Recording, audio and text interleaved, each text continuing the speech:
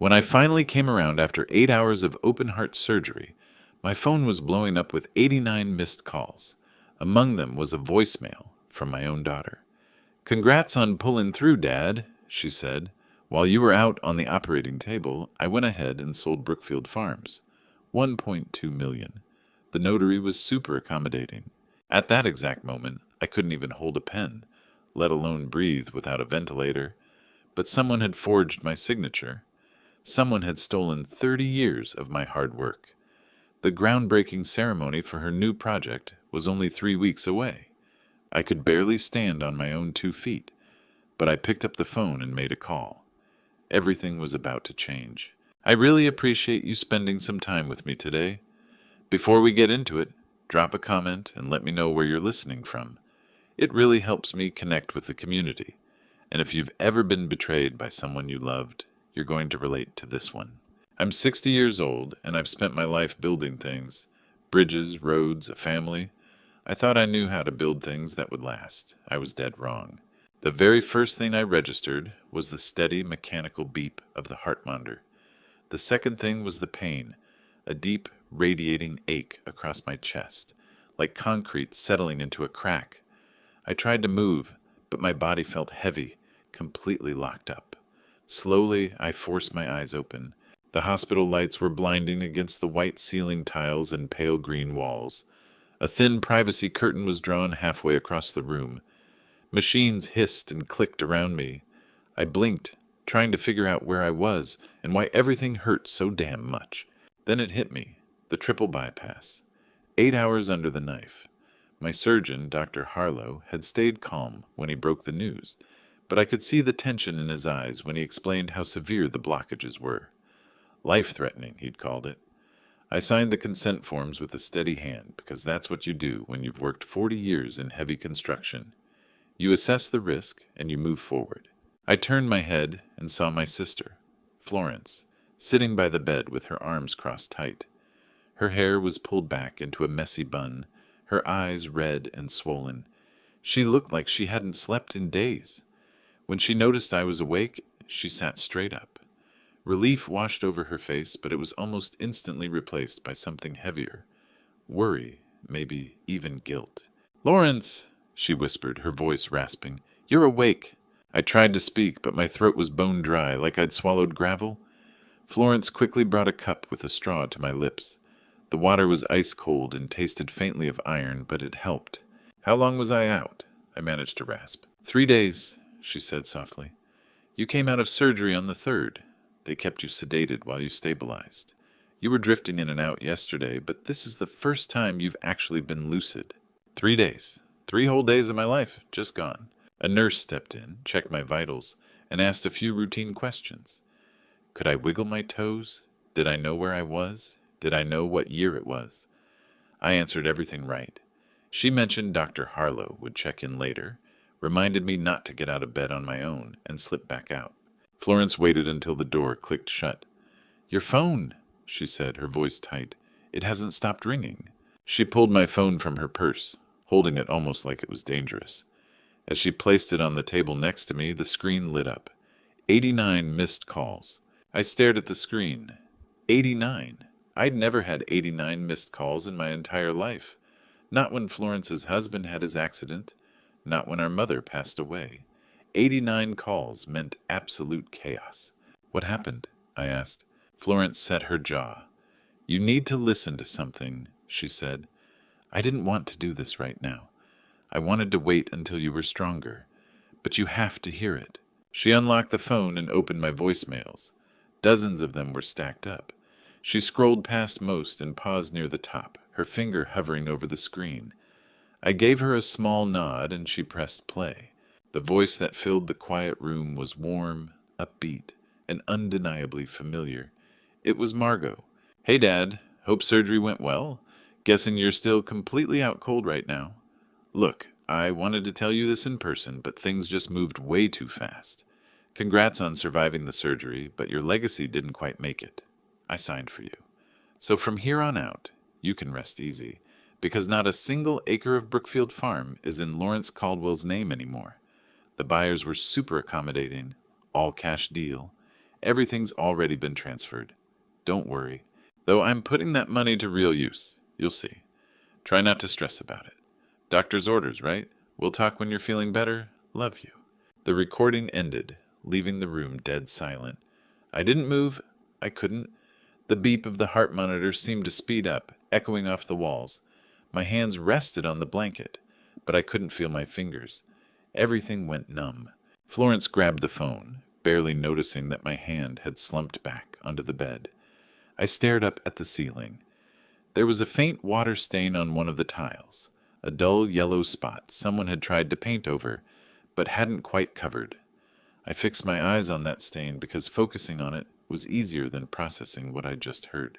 She sold Brookfield, my farm, the 340 acres of rolling land, ancient oaks, and the red barn I'd spent an entire summer rebuilding by hand when Margo was just 6 years old. The place where I taught her how to ride a bike. The land where we scattered her mother's ashes under the weeping willow by the pond. She sold it while I was unconscious on an operating table, while I was fighting for my life, while surgeons were opening my chest and repairing my heart, and she sounded completely unbothered by it. I turned my head toward Florence. She was staring at me, pale, with tears glistening in her eyes. "She did it," I said, my voice completely flat. "She sold it while I was in surgery." Florence gave a tight nod, unable to speak. I looked back up at the ceiling. The monitor kept beeping. The machines kept pumping. My heart kept beating, even though it felt like it had no right to. She had sold Brookfield. In the 3 days I lay there helpless, my daughter took everything I'd built and handed it over to a stranger. And somewhere out there, probably sitting in her fancy new office with a view, Margo Caldwell was pushing forward with her big plans, built entirely on my stolen land. I thought that voicemail was the absolute bottom, but I was wrong about that too. After I listened to the message, Florence stepped out of the room. She said she was grabbing a cup of coffee, but I knew she just needed a moment before she said something she'd regret. That was fine by me. I needed time to think. The room suddenly felt smaller, like the walls were closing in. I could still hear the machines humming and feel the sharp ache in my chest, where the incisions were healing, but none of that mattered anymore. Physical pain was manageable. This was different. I picked up the phone again. There were still dozens of unread texts and unplayed voicemails. A part of me wanted to put the phone down and pretend none of this was happening. But I've spent 60 years solving problems, and you can't fix a problem until you fully understand it. The second voicemail was from my bank. A representative's voice, polite but firm, noting unusual activity on my account. Large transfers, a flagged transaction. She requested a callback as soon as possible. The message was 2 days old. The third message was from a man named Charles Montgomery. He introduced himself as the new owner of Brookfield Farm and thanked me for facilitating such a smooth transaction. He mentioned he was looking forward to honoring the property's history. His voice was warm and genuine. He had absolutely no idea what he'd just been dragged into. The fourth call was from the county recorder's office. A clerk letting me know that the deed transfer for the 340 acres on Hilltop Road had been officially filed on April 4th. April 4th, the day after my surgery, while I was heavily sedated, on a ventilator floating somewhere between life and death. The timeline was crystal clear now. Margo hadn't hesitated for a second. The moment I was put under, she moved. The signed papers, the wire transfers, the filed deeds, it was all wrapped up while I was lying unconscious in recovery. Florence walked back in with her coffee and handed me a cup. I took it without a word. "There's more," I said quietly. She sat down heavily in the chair beside me. I figured. I showed her the screen. As she scrolled through the notifications, her expression hardened. When she hit the text messages, she froze. There were several from Margo. "Dad, please don't be mad. This is for the best. You'll understand." Every message read empty, like she was trying to convince herself just as much as me. But it was the text from Connor that made my chest tighten. My 16-year-old grandson. 3 messages sent late last night. "Grandpa, I'm so sorry. I didn't know. Please call me." I should have stopped her. I read them twice. Florence looked at me, her mouth set in a hard line. "He's just a kid," she whispered. "He didn't have a choice in this." "I know," I said. "Doesn't make it any easier to read. Connor had been there. He'd seen what Margo was doing, and now he was carrying the weight of it. Florence gently took the phone from my hand. "We need a lawyer," she said. "Right now." I nodded. The deed was transferred. The money was moved. Charles Montgomery technically owned my land. Florence pulled out her own phone and dialed. "Gerald, it's Florence. I'm with Lawrence. We need you right now." She laid out the situation in short, sharp sentences. The sold farm, the fake signature, the power of attorney. As she listened to his response, her face grew dark. "Yes," she said. "I understand. We won't sign a thing. We won't talk to her." She hung up and looked at me. "He's coming by tonight. He said do not communicate with Margo under any circumstances until he gets here. And Lawrence," she paused, looking concerned, "he said this isn't just a family disagreement. It's fraud, elder abuse, and a serious crime." I gave a slow nod. I already knew that deep down, but hearing it said out loud made it hit different. My own daughter had committed a crime against me while I was fighting for my life on an operating table. The rest of the afternoon passed in a blur. Dr. Harlow stopped by to let me know the surgery was a success and my heart was recovering well. I thanked him and tried to listen, but his words felt miles away. Florence stayed by my side the whole time, making calls and taking notes. At some point dinner showed up, and I forced myself to eat a few bites. By the time the sun started to set, I had gone through every single message. The whole picture was clear. Margo had used a fraudulent power of attorney to sell Brookfield for $1.2 million. The buyer paid in cash, and the deed was recorded the day after my operation. The money had been routed to an account I didn't even recognize. This wasn't some impulsive mistake. It was a cold, calculated move to back me into a corner. Just after 7, there was a knock at the door. Florence opened it, and Gerald Hutchinson stepped into the room. He was 58, with graying hair and the calm, steady presence you always hope to see in an attorney. He had handled my estate planning decades ago, and I trusted him completely. He carefully shook my hand and pulled a chair up close to the bed. Then he unzipped his briefcase and brought out a thick manila folder. "Lawrence," he began quietly, "before we discuss what happened this week, there's something you need to know. Something I've kept secure for you for 18 years. I looked at him, confused. Florence leaned in closer. Gerald opened the folder onto the bedside table. Inside were documents I recognized. Deeds, trust papers, records I'd signed almost 20 years ago and rarely thought about since. "When you set up Prairie Holdings," Gerald said, "you appointed me as the trustee. You wanted to protect certain assets, keep them independent and anonymous." He paused. "One of those assets was an 85-acre commercial parcel over in Stonebridge County." I stared at him. "The Riverside Commercial Center." He nodded. "Margo has been leasing that exact land through an intermediary for the last 3 years. She has no idea you own it." The room went completely still. Florence covered her mouth with her hand. Gerald tapped his finger against the paperwork. "There's a clause in that lease, Section 23. If the tenant engages in fraudulent activity or breaches their duty, the lease is instantly voided, and every single improvement and building on that land reverts to the property owner." I looked down at the documents and then back up at Gerald. "She's building her entire flagship project on my land." "Yes," he said, "and she doesn't have a clue." Gerald placed a document on my tray table. I recognized my own signature at the bottom, even though I hadn't looked at the paper in years. My head felt foggy from the pain medication, but I forced myself to read it. It was an old deed, slightly yellowed at the edges. "What am I looking at?" I asked. Gerald pulled his chair closer and Florence leaned in. "Do you remember your Uncle Albert?" Gerald asked. I nodded slowly. "My mother's brother?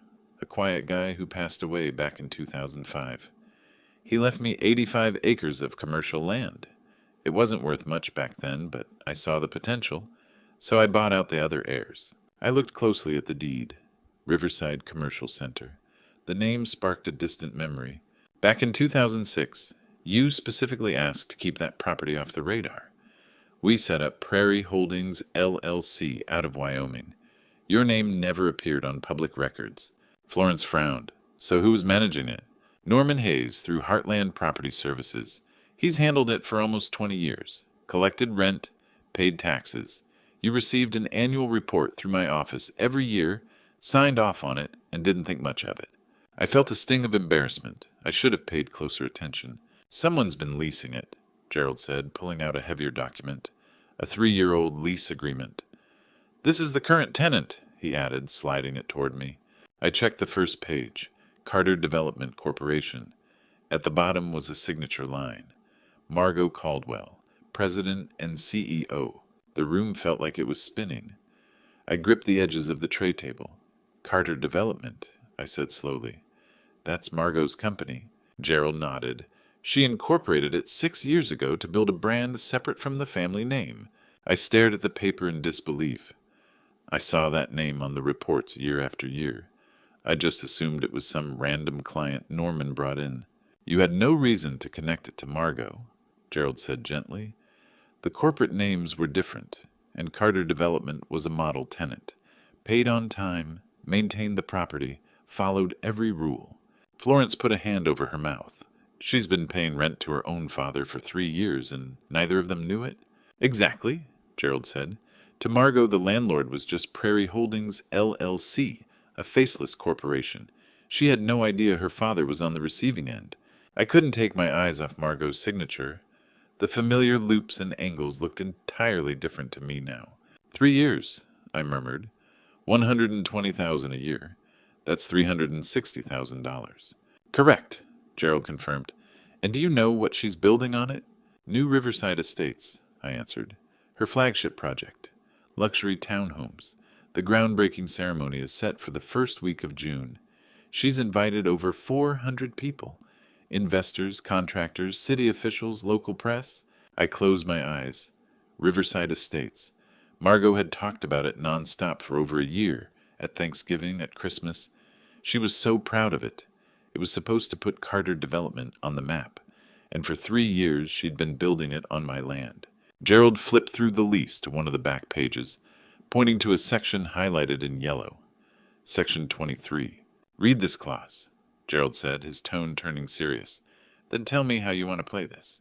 I forced my mind to push through the haze of the pain meds and focus. Section 23. Material breach and termination. If the tenant engages in acts of fraud, elder financial abuse, or criminal activity that damages the property owner, the lease shall immediately be deemed null and void.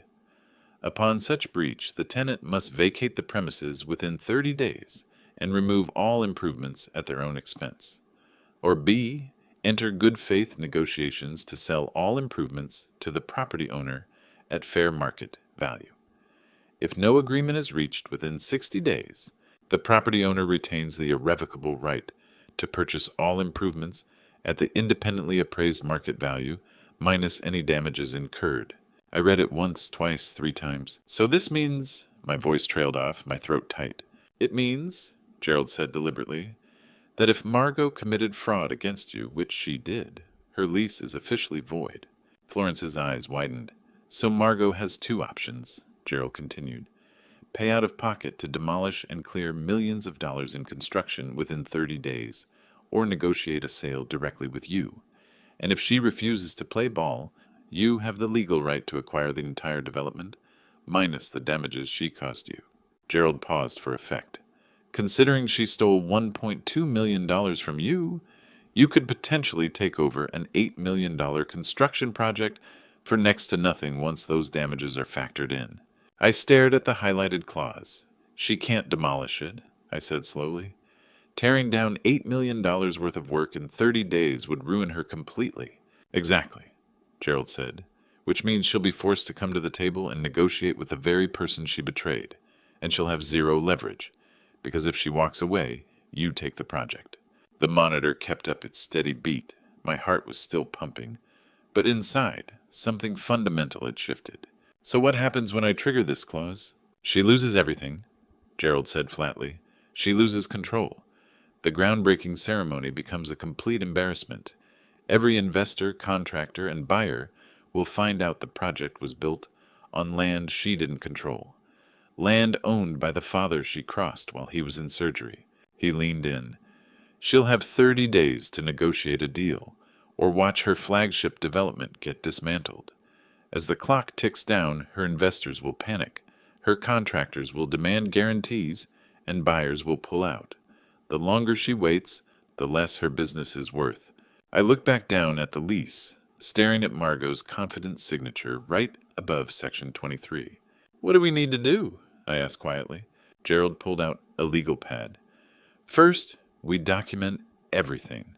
The fraud, the forged power of attorney, the unauthorized sale of Brookfield while you were incapacitated. We build an ironclad case for elder abuse. Then we draft a formal notice of default, citing Section 23. He paused, looking me dead in the eye. "And when the timing is right, when it makes the biggest impact, we deliver it publicly, in a way she'll never forget, so everyone watching understands that actions have real consequences." I gave a slow nod. My hand rested on the contract, my fingers tracing the outline of Section 23.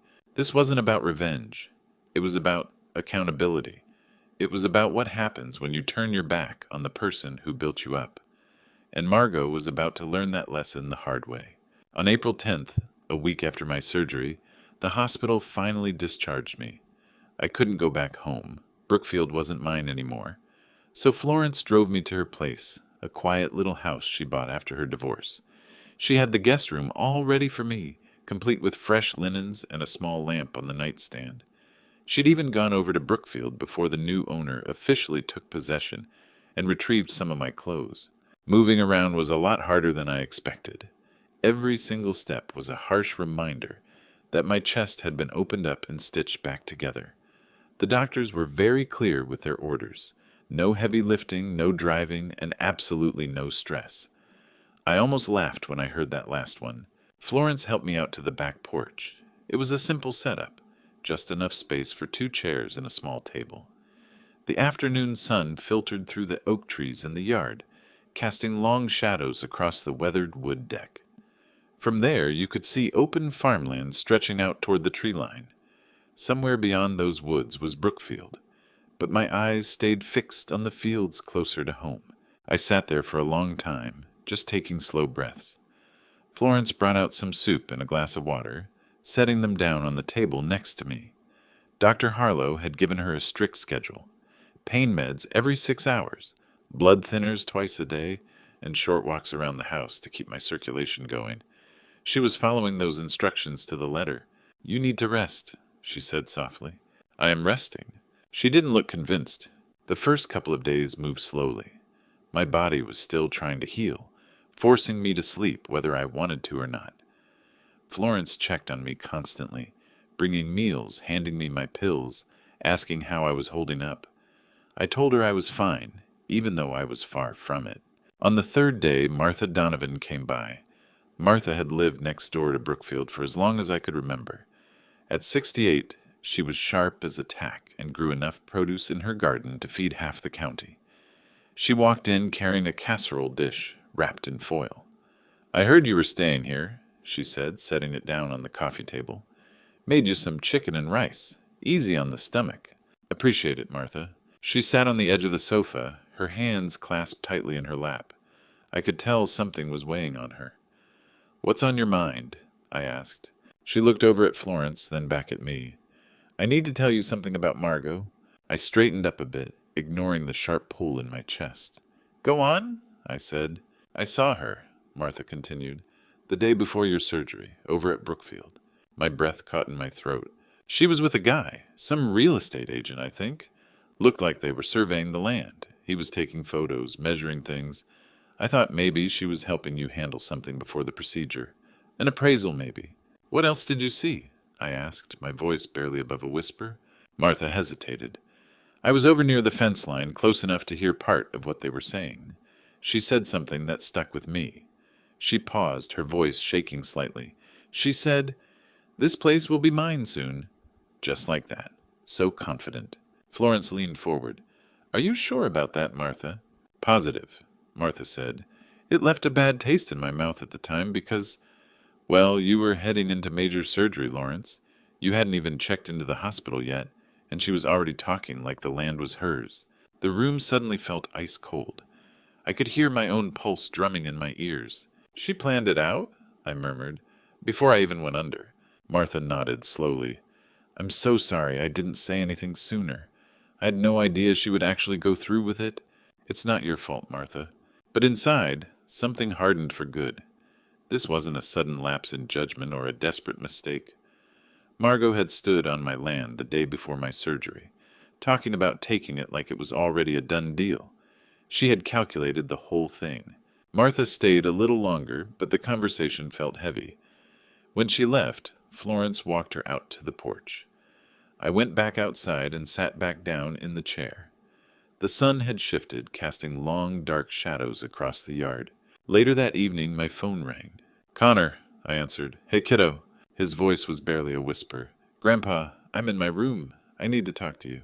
What's going on? I could hear his shallow, nervous breathing over the line. I found some stuff on Mom's laptop. Files, emails. He paused, catching his breath. Grandpa, I think she had this whole thing planned out way before your surgery. My grip tightened around the phone. What kind of files? I can't explain it right now. Can I come see you tomorrow? I'll tell Mom I'm going over to a friend's house. Yeah, come here. Your Aunt Florence's place. You remember where it is? I'll find it. Connor, I said carefully, are you doing okay? There was a long pause. I don't know, Grandpa. I closed my eyes. Just come over tomorrow. Bring whatever you found. Silence stretched over the line, followed by a shaky breath, like he was trying hard not to break down. Grandpa, he said, his voice cracking, if Mom figures out I'm helping you, she's never going to forgive me. My throat tightened. I pictured Margo standing on my land the day before my surgery, forging my name, leaving that cold voicemail and paying rent on my commercial property for 3 years without ever knowing it was mine. I know, Connor, I said softly. I'm sorry you got caught in the middle of this. Another long silence passed before he offered a quiet response, so faint I almost missed it. She doesn't deserve forgiveness, Grandpa. You do. The line went dead. I sat there on the porch with the phone in my hand as the sun dipped below the horizon, letting the darkness settle around us. What happened? Florence asked, stepping out into the night air.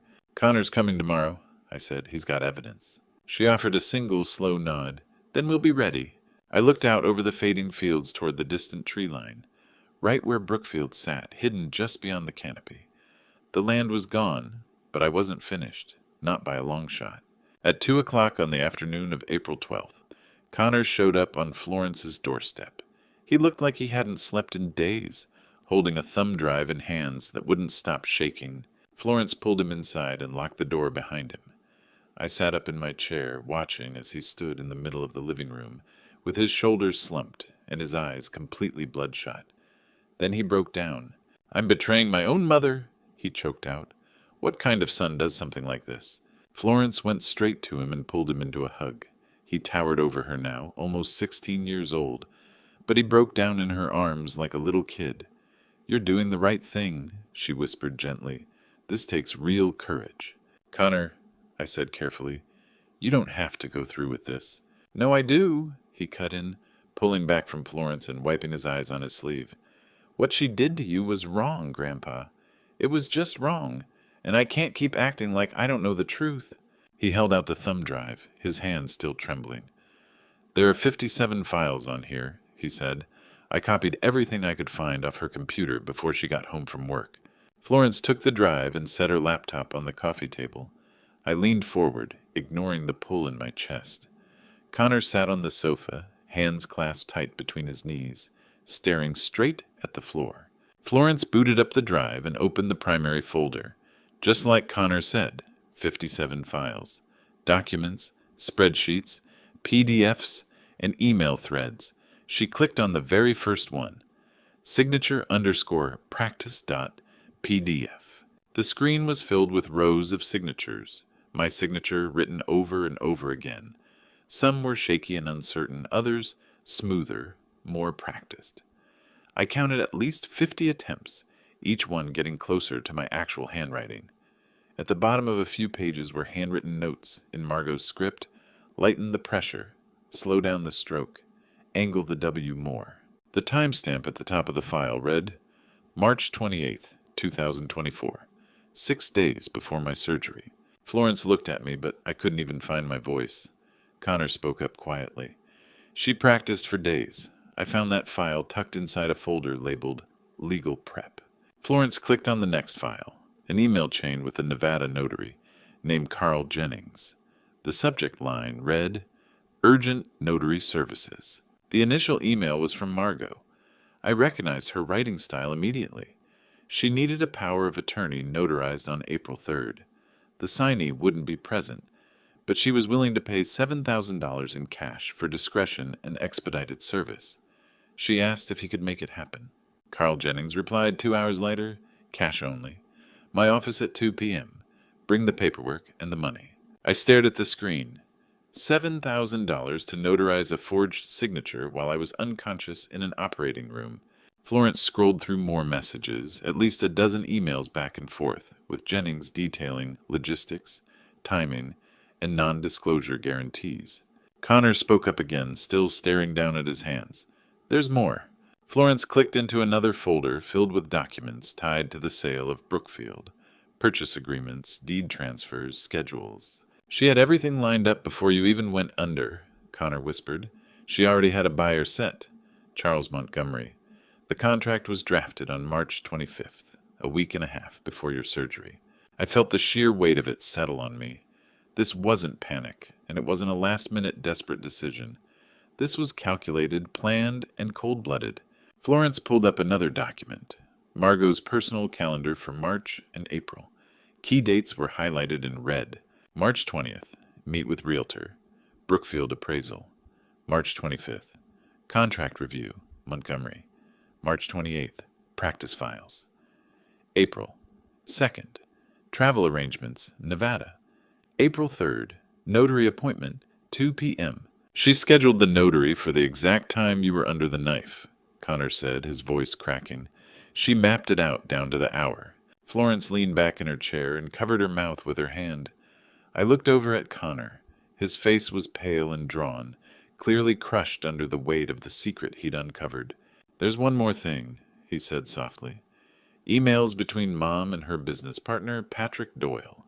He's the CFO at Riverside Estates. He pulled up an email chain with the subject line, Urgent Investor Capital Reconciliation. Patrick's email was blunt. Margo, we need to talk immediately. The numbers don't match your reports. I found untraceable fund transfers.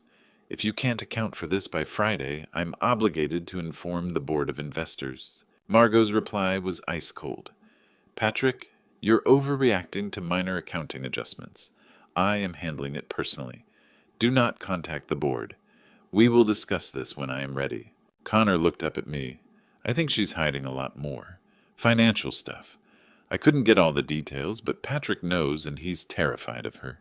Florence slowly closed the laptop. The room felt smaller, colder. Connor, I said carefully, this is far more than I ever expected. Far more than I asked you to look for. He shook his head.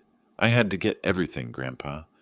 Because if I only gave you half, if you confronted her without all of it, she would have destroyed the rest. I had to pull every single thing I could get my hands on. A wave of heartbreak and pride washed over me all at once. 16 years old, and he was thinking like an investigator. Knowing partial evidence was worse than none at all. Florence reached out and took his hand. You are so brave, she said gently. He shook his head. I don't feel brave. I feel like I'm destroying my family. Your mother destroyed it, I said softly, not you. Connor looked at me, searching my face for permission or maybe forgiveness. I gave him a firm nod. You did the right thing, son. An hour later, Gerald arrived. Florence had called him from the kitchen while Connor and I were reviewing the files. He rushed right over, carrying his briefcase, and sat down at the coffee table without a word. We walked him through every single file, the signature practice, the emails to Carl Jennings, the pre-surgery timeline, the calendar entries tracking my operation hour by hour, and Patrick Doyle's warning emails about the missing funds. Gerald took notes, asked quiet questions, and reviewed every document with the laser focus of a man building a bulletproof case. When we finished, he leaned back and looked at Connor with real respect. This is remarkable work, Gerald said. You've documented premeditation, forgery, and elder abuse with a clear paper trail. He turned to me. Lawrence, if this Patrick Doyle is willing to speak, and if he has access to the internal ledgers, this goes way beyond just Brookfield Farm. I didn't feel relief, or satisfaction, or a sudden urge for vengeance, just a cold, hard certainty settling into my bones. What's our next move? I asked. Gerald looked at me firmly. We go find Patrick Doyle, and then we make sure everyone knows exactly what she did. Oh. 2 days later, a man I'd never met knocked on Florence's front door. Mr. Caldwell, he said, holding out a hand. My name is Patrick Doyle. I was your daughter's chief financial officer. We need to talk. Florence hesitated, looking back at me. I gave her a nod, and she stepped aside to let him in. Patrick Doyle was in his mid-40s, maybe a bit older. His suit was rumpled, dark circles hung beneath his eyes, and he carried a worn leather briefcase. As he sat down at the kitchen table, his hands were trembling. Look, I helped her cook the books, he said, getting straight to the point. I need you to understand that, right up front. I'm not innocent here, but I came to you today because she's going to destroy me either way. I studied him closely. Why should I trust a word you say? You shouldn't, Patrick said, but you can trust these. He unzipped his briefcase and pulled out a thick folder filled with financial records, bank statements, and spreadsheets. He spread them across the table like evidence at a crime scene. I was the CFO at Carter Development for 3 years, he said. Loyal to a fault, I did whatever she asked. But last month, I found a document she accidentally left on the printer. Post-project restructuring plan. He pulled out a sheet of paper and slid it toward me. I recognized Margo's handwriting in the margins. Highlighted in yellow was Patrick's name, accompanied by a brief note. Eliminate CFO position.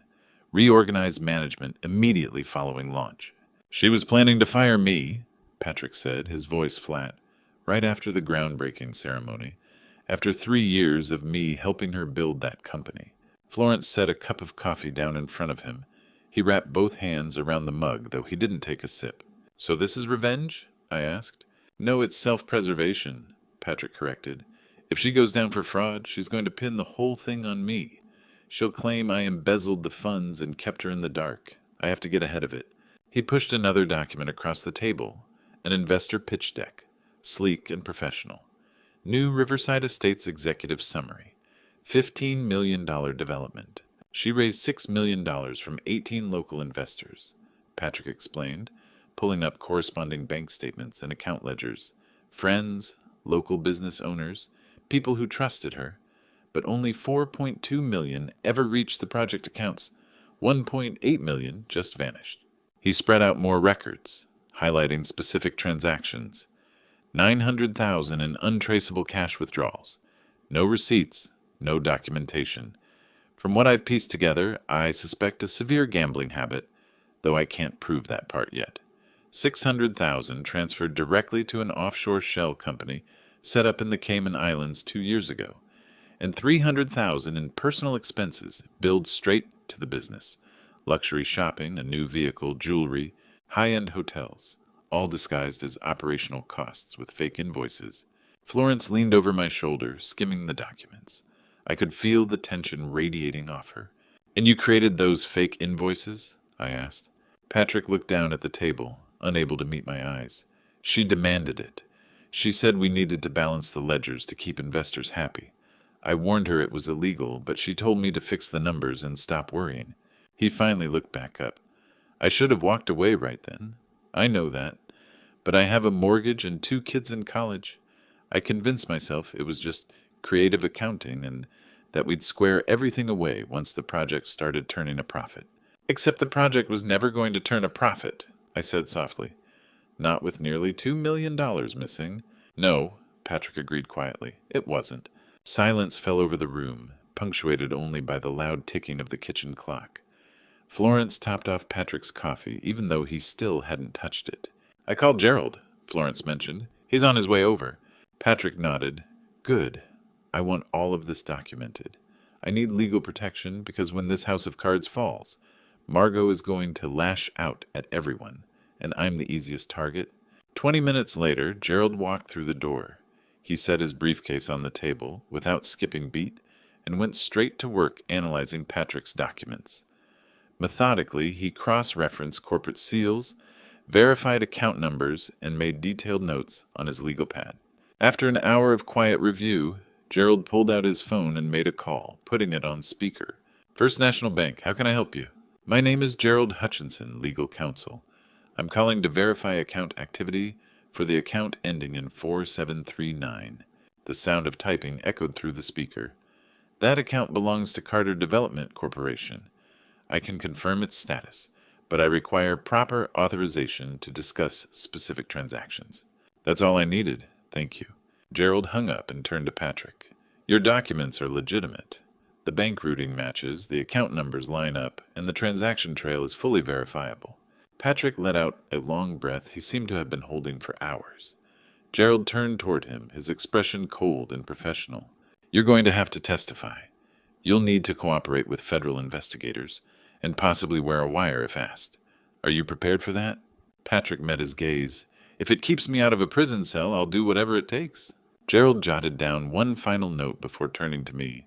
Between Connor's digital evidence and Patrick's insider testimony, this case is airtight. We have documentation from two completely independent sources, clear motive, method, and an undeniable timeline. He paused. Lawrence, we can pursue severe criminal charges here.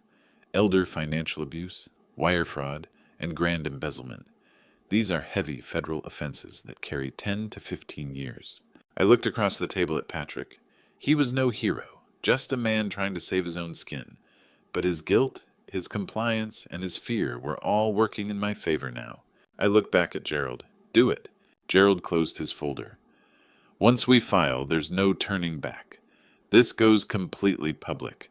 Federal authorities get involved, the press picks it up, and the consequences for Margo will extend far beyond losing Riverside Estates. I understand, I said firmly.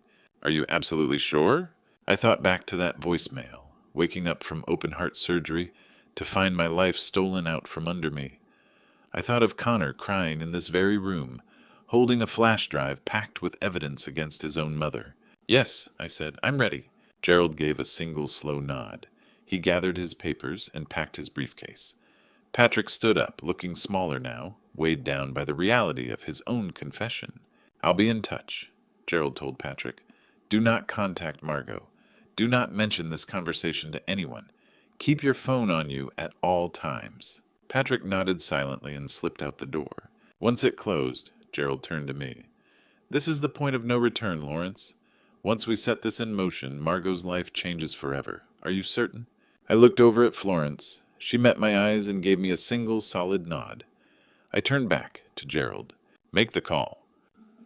Over the next 2 weeks, Gerald systematically put together the case that would permanently alter my daughter's life.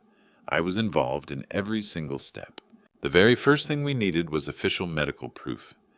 Gerald submitted an expedited records request to Stonebridge Regional Hospital, and within 3 days, my complete surgical file arrived. 200 pages documenting every note, timestamp, and medical decision made while I was unconscious. We spread the file out across Florence's dining table. Gerald methodically flipped through the pages, highlighting key sections in yellow. The anesthesia log showed I went under general anesthesia at 8:45 a.m. on April 3rd. Surgery started at 9 a.m. and wrapped up at 5:30 p.m. From there, I was moved directly to the ICU, fully sedated and hooked up to a ventilator. Gerald then pulled out the forged power of attorney. The notary timestamp was explicitly marked. April 3rd, 2024 at 2:15 p.m. You were flat on an operating table, Gerald said calmly. There is zero room for interpretation here. He called Dr. Harlow and requested a formal, sworn affidavit. 2 days later, it arrived, written in clinical, precise terms. During the period in question, the patient was under general anesthesia and medically incapacitated. But Gerald wanted more than just paper records. He wanted undeniable visual proof. He reached out to hospital security for the ICU surveillance footage from April 3rd. Processing took a week, but eventually a thumb drive containing time-stamped video arrived. We watched it together, The footage showed me lying completely motionless in bed, a breathing tube down my throat, with machines doing all the work. Gerald immediately made 3 backup copies. "This is unassailable," he stated. On April 20th, Detective Frank Holland arrived at Florence's house. He was 43, with silvering hair and the steady, unbothered demeanor of a veteran investigator. He shook my hand carefully before taking a seat at the table with a thick notebook in hand. "Mr. Caldwell," he began, "I've been reviewing your case over the past week. This is a textbook case of elder abuse, and I want you to know I take these cases personally." "Why's that?" I asked. "Because my own father went through something similar," Holland said quietly. "My sister forged his signature and drained his retirement accounts. By the time we figured it out, he'd lost everything." He paused. "We didn't have the paper trail to prosecute back then, but you do." He opened his binder and walked us through his findings. Carl Jennings, the Nevada notary, already had 3 prior complaints on record for improper notarization. He'd managed to keep his commission only because of loopholes in Nevada's oversight system. Even more crucial was Margo's travel record. Holland had subpoenaed her receipts. She'd flown to Las Vegas on April 2nd, rented a car, and checked into a hotel in Carson City. Her credit card statements showed a substantial cash withdrawal early on April 2nd. "Her flight to Nevada was the day before your surgery," Holland explained. "She withdrew the cash, drove straight to the notary's office, and we have the paper trail proving she was physically there." Gerald leaned forward. "That establishes full premeditation." "Precisely," Holland agreed. "This wasn't an impulsive decision to forge a signature. She planned it out, bought the plane ticket, withdrew the cash, and crossed state lines to find a notary willing to stamp a fraudulent document." I leaned back in my chair, taking it all in. Every piece of evidence made it harder to recognize Margo as my daughter. She was turning into a total stranger, someone cold, calculating, and methodical. "What charges are we looking at?" I asked. Holland pulled out a notepad filled with handwriting. "Felony elder abuse, felony forgery, and wire fraud for using electronic banking systems. That last one is a federal charge, plus identity theft." He paused. "And if Patrick Doyle's records hold up, grand embezzlement, which carries a separate federal charge." He looked me in the eye. "With the evidence we have right now, the prosecutor will take this case in a heartbeat." "When can you arrest her?" I asked. Holland glanced over at Gerald. "Whenever you're ready. I can have a warrant signed within 48 hours. Gerald shook his head. "We wait." Holland raised an eyebrow. "Wait for what?" "June 1st, Gerald said cleanly, her groundbreaking ceremony. I watched as the realization dawned on Holland's face. 400 guests, Gerald continued. Investors, contractors, city council members, local media. She's going to celebrate the launch of Riverside Estates. And that is the exact moment we execute the warrant. Holland offered a faint smile. "I like how you think." He stood up and packed his binder. "I'll coordinate directly with the DA's office and get everything locked down. But Mr. Caldwell, you need to understand, once we do this, it's out in the open. The arrest will be public, your daughter's name will be all over the news, and there's no turning back." "I know," I said. Holland nodded and turned for the door. At the threshold he stopped and looked back. "For what it's worth, you're doing the right thing. People like her don't stop until someone forces them to." After he left, Gerald and I sat in silence at the table. Florence brought over fresh coffee without saying a word, setting down the mugs and giving my shoulder a firm squeeze. Gerald unzipped his briefcase and pulled out a presentation folder filled with slides, categorized documents, and ordered evidence. "I've been building this for June 1st, he said. "Every single detail we've gathered, medical records, ICU security footage, signature comparisons, Connor's files, and Patrick's financial ledgers." He flipped to the first page, a detailed timeline spanning from March 20th to April 6th, with every move Margo made clearly charted. "We present this at the ceremony," Gerald said, "right in front of everyone moments before the arrest." I stared at the pages, looking over the mountain of evidence we'd put together over 2 weeks of quiet, methodical work. "We're 5 weeks out from the groundbreaking," Gerald added softly. "She's going to stand on that stage and celebrate in front of the entire community." My mind flashed back to that voicemail, her cheerful, upbeat voice saying, Congrats on surviving the surgery, Dad. Are you entirely sure you want to do it this way? Gerald asked, watching me closely. I looked down at the medical records still resting on the table. The security footage, the travel receipts, the pages of practice signatures Connor found. Everything was lined up, ready to drop. Yes, I said. That's exactly how we do it. While we were quietly building the case against her, Margo called me twice. Both times she sounded completely full of herself. The first call came on April 24th. I was sitting at Florence's kitchen table, surrounded by the files Gerald was organizing as we cataloged the final pieces of evidence. I stared at my daughter's name on the screen and let it ring 3 full times before answering. "Dad," Margo said, her voice bright and cheerful. "How are you feeling? How's recovery going?" I deliberately kept my voice weak, raspy, and slow. "Still at Florence's. Can't do much on my own just yet. Oh, Dad, I'm so sorry." Except she didn't sound sorry at all. She sounded relieved. "Look, I need you to understand something about Brookfield. Here's the truth. You're 60 years old, and you just had major heart surgery. Be honest with yourself. At your age, with your health, could you really keep maintaining 300-plus acres?" I said nothing, letting the silence stretch so she'd keep talking. "I did you a favor, Dad. I know it doesn't feel like it right now, but I took a massive burden off your shoulders. That farm was going to put you in an early grave. Mom's been gone for 3 years, and clinging to Brookfield isn't going to bring her back." My hand tightened around the receiver. "You've always been too sentimental, holding on to the past. It's time to let go and let me build something real for this family's future, something that actually has value." The medical records were sitting right in front of me, proving beyond a shadow of a doubt that she'd forged my signature while I was flat on an operating table. And here she was, telling me she did it out of the goodness of her heart. "I suppose you're right," I said quietly. A wave of visible relief flooded into her voice. "I knew you'd see reason eventually. You always do. That's why you're such a great dad. A great dad to a daughter who stole everything from him. All that money is plowed straight into Riverside Estates. Once you see what I'm building, you're going to be so proud." "I'm sure I will," I replied, my tone completely flat. She didn't catch the coldness in my voice, or maybe she just didn't care to listen. "I've got to run, but I love you, Dad. We'll talk soon."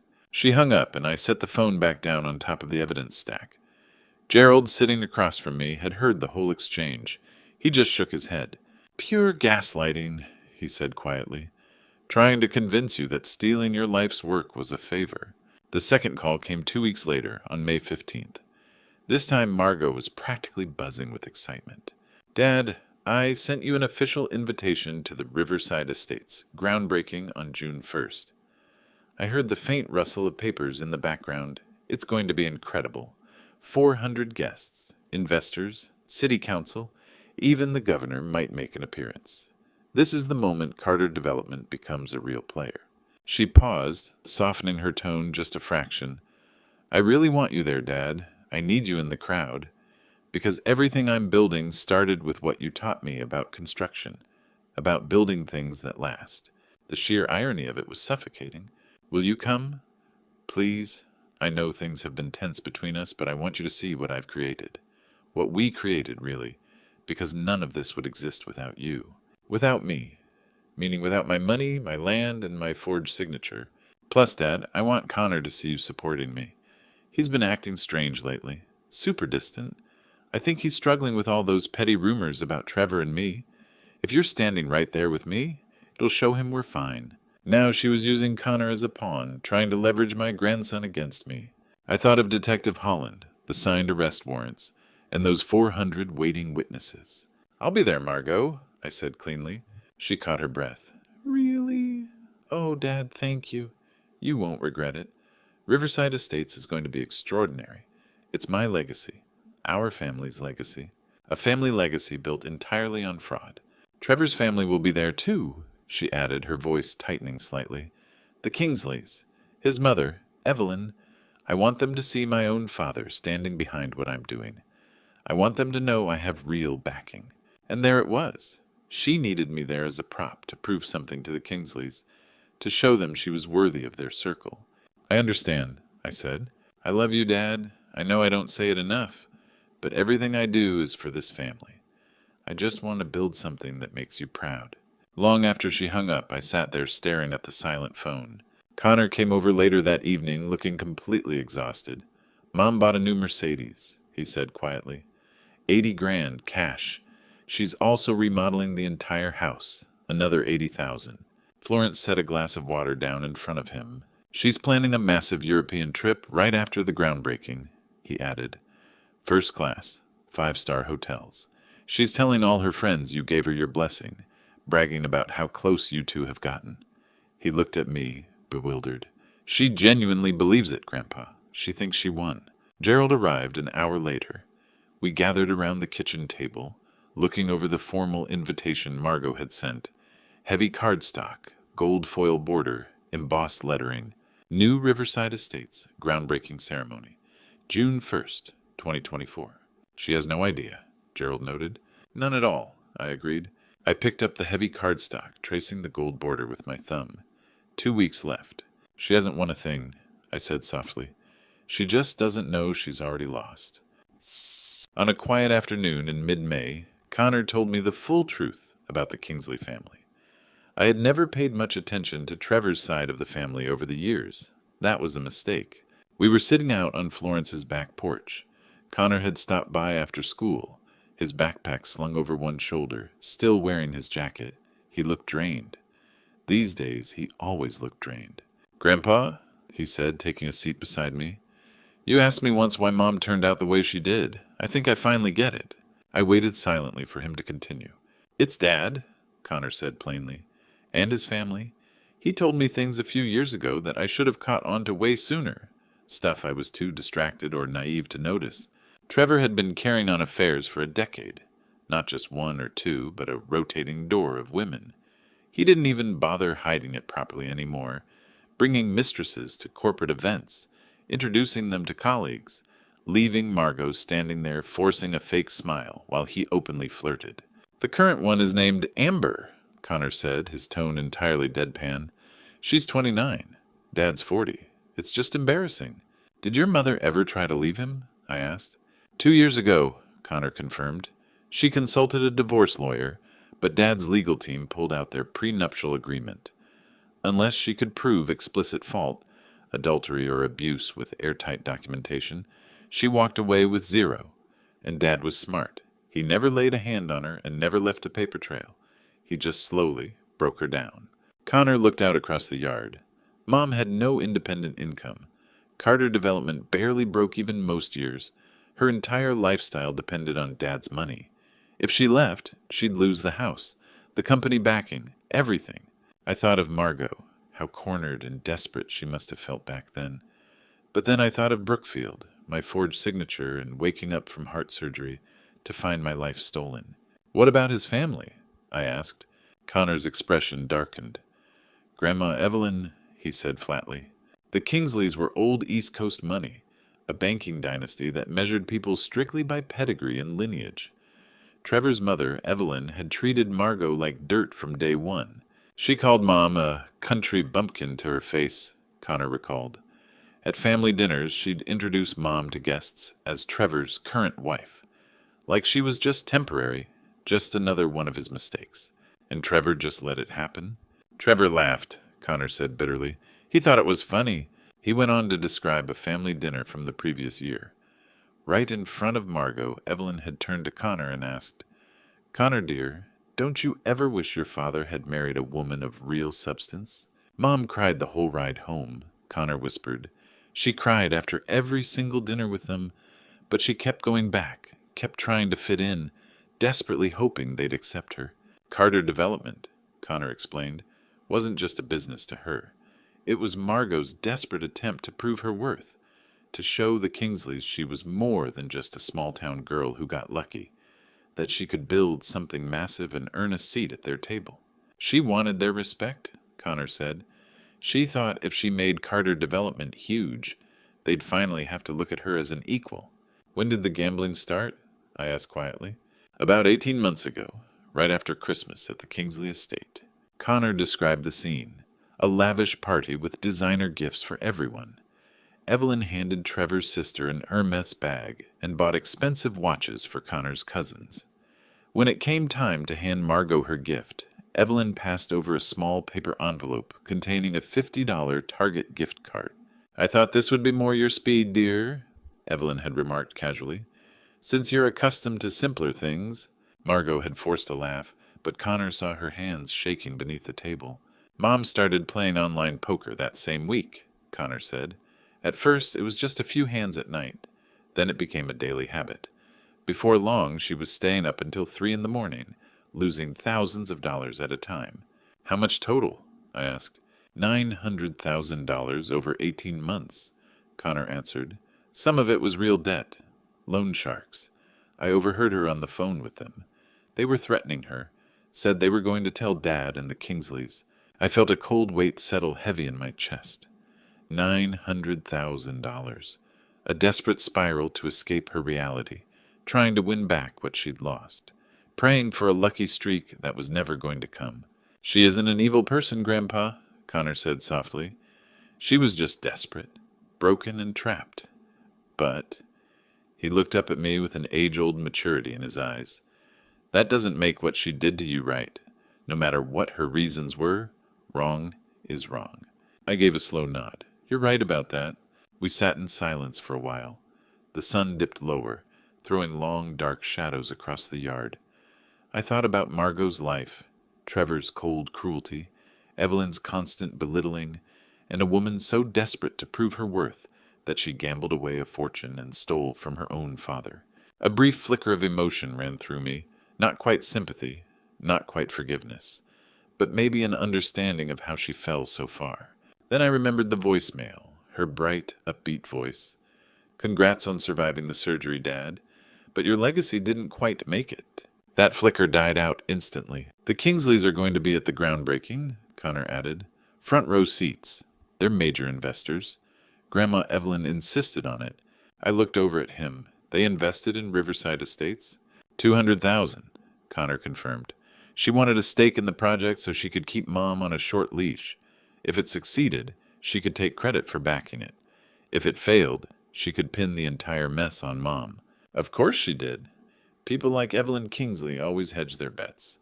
"They're going to be watching," Connor said. "When everything goes down, they'll have front row seats." I pictured Evelyn with all her casual cruelty, Trevor with his string of affairs, and Margo desperately trying to prove herself to a family that was never going to accept her anyway. "Let them watch," I said quietly. May 31st. Tomorrow was June 1st, the day of the groundbreaking. I couldn't sleep. I lay in the guest bed at Florence's house, staring up at the dark ceiling. The clock on the nightstand read 11:15 p.m. I'd been lying there for over an hour, watching the faint shadows from the streetlights shift across the room. It had been 8 weeks since my surgery. My chest was mostly healed. The scar was still there, a thin red line running down my sternum, but the constant ache had finally faded. Physically, I was back on my feet, but mentally my mind wouldn't quiet down. I got out of bed and walked over to the window. Through the distant tree line, I could just make out the red roof of the barn at Brookfield. It belonged to Charles Montgomery now, someone else's home. I pulled out my wallet and found the photo I always kept tucked right behind my driver's license. Eleanor, on our wedding day. She was 22, smiling so wide it lit up the whole frame. She'd been gone for 10 years, but some nights, like tonight, it felt like I'd just lost her yesterday. I sat down in the chair by the window, holding the small photo. "What if I'm making a mistake?" I whispered to her picture. "She's still my daughter." The photo stayed silent. It always did. But talking to Eleanor usually helped me organize my thoughts. What if this completely breaks Connor? What if I end up doing permanent damage to that boy? I thought of Connor crying in the living room, holding out that shaking thumb drive, his voice breaking over the phone. "She doesn't deserve forgiveness, Grandpa. You do." Was I doing this for real justice? I asked the photo. Or was I just lashing out? Tonight, the line between the two felt paper thin. "Eleanor," I murmured, "what would you tell me to do?" The floorboards creaked softly near the door. I looked up. Florence was standing in the doorway in her robe, arms crossed. "Can't sleep?" she asked gently. "No." She stepped inside and sat on the edge of the bed. "Having second thoughts?" I looked down at the photo in my hands. She's still my daughter, Flo. What kind of father does something like this to his own child? What kind of daughter does what she did to her own father? Florence countered softly.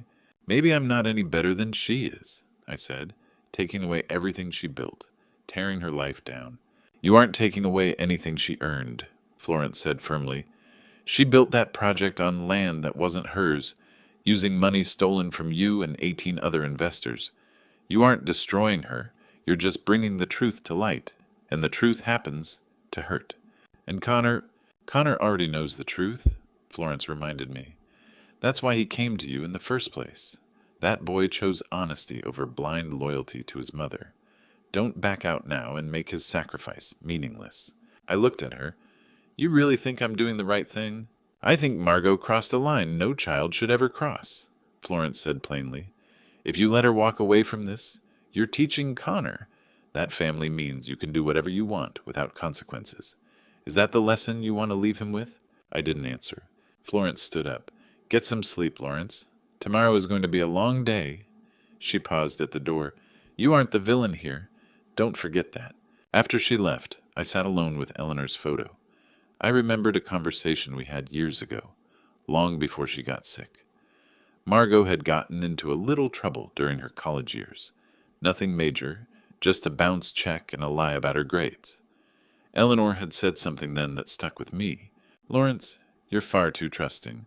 It's a sweet quality, but it can be dangerous. You think I should be tougher on her? I'd asked. Why? I think if she ever truly crosses the line, you shouldn't shield her from the fallout. That isn't love. It's enabling. She's our daughter, and because of that, you have to hold her accountable for her own choices, Eleanor had said. Love her, but don't rescue her from her own mess. Promise me. I had promised.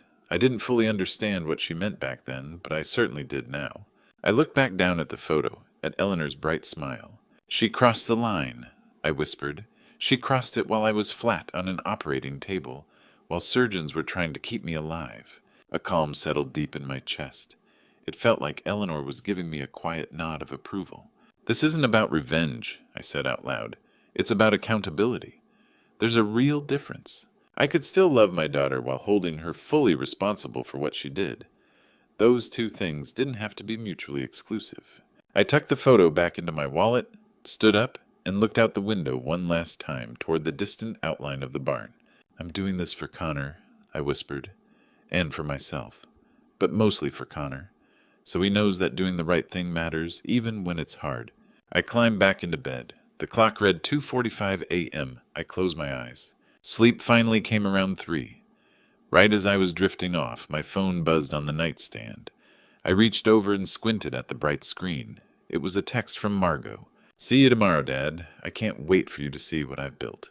Everything I do is for this family. Love you so much. I stared at the screen for a long time, reading the message over and over. She had no idea, not a single clue. She genuinely thought tomorrow was going to be her big victory, expecting me to stand there like a proud father, assuming she'd gotten away with the whole thing. I set the phone back down on the nightstand without replying. Tomorrow she was going to see exactly what she'd built. June first brought clear, sunny skies. 400 people gathered on property I owned, while my daughter remained completely in the dark. Gerald drove us over. Florence sat in the passenger seat while Connor and I took the back. The ride was quiet. There was nothing left to discuss. Everything that needed to be said over the past 8 weeks had already been laid out. Now it was just time to execute the plan. The Riverside Commercial Center looked completely different from what I remembered.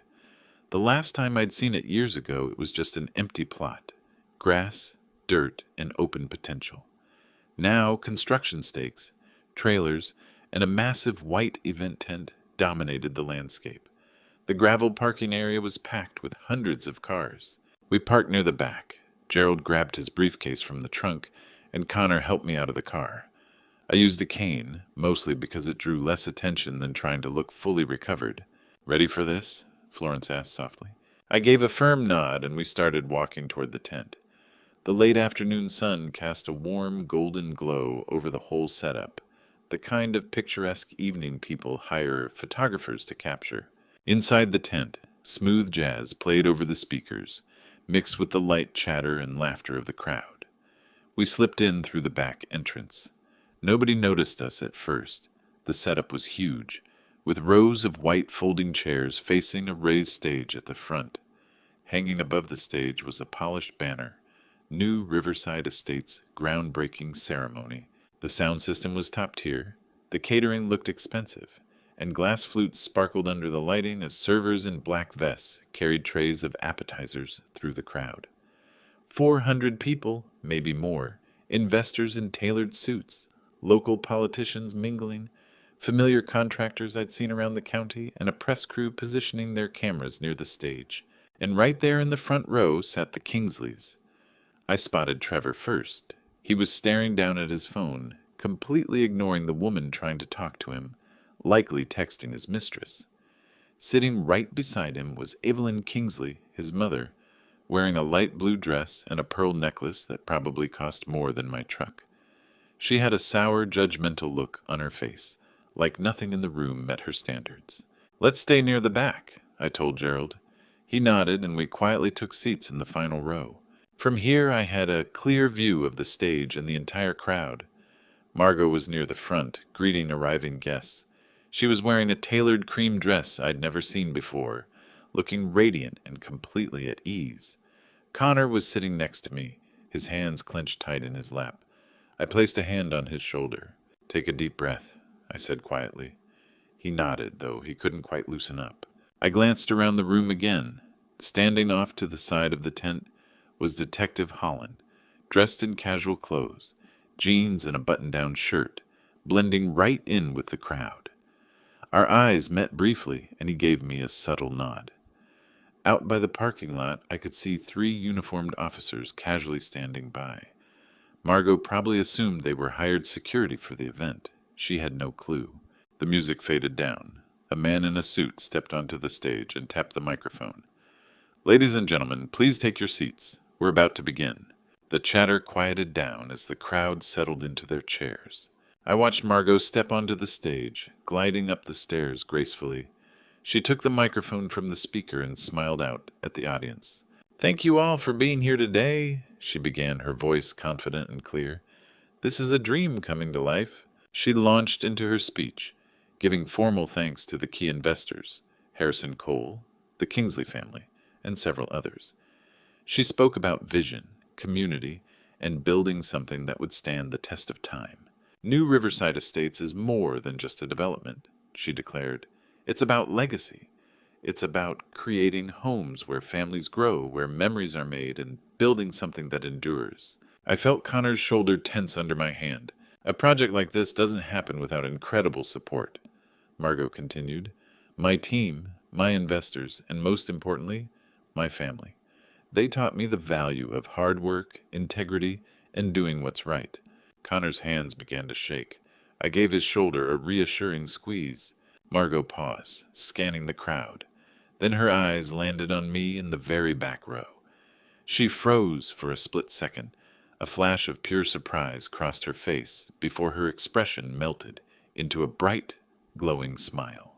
"I see my father made it here today," she announced into the microphone. A quiet murmur rippled through the crowd as people turned around in their seats to look back. "Dad, why don't you come up to the stage? I'd love for everyone to meet the man who taught me how to build things that last." 400 faces turned straight toward me. Connor whispered, "You've got this, Grandpa." I slowly pushed myself up using my cane. As I walked down the center aisle, the crowd parted naturally. Every step I took was deliberate and unhurried. I could feel every eye in the room on me, catching faint whispers from the crowd. "That's her father. He looks like he's recovering from something." "That's so sweet." I reached the front of the stage and carefully stepped up the 2 stairs. Margo was waiting right there, still beaming. She held the microphone out toward me. "Would you like to say a few words?" she asked softly. "Share this moment with me." I took the microphone from her hand. 400 people waited in total silence. Margo's smile was completely genuine. She genuinely thought I was there to support her, congratulate her, and offer forgiveness.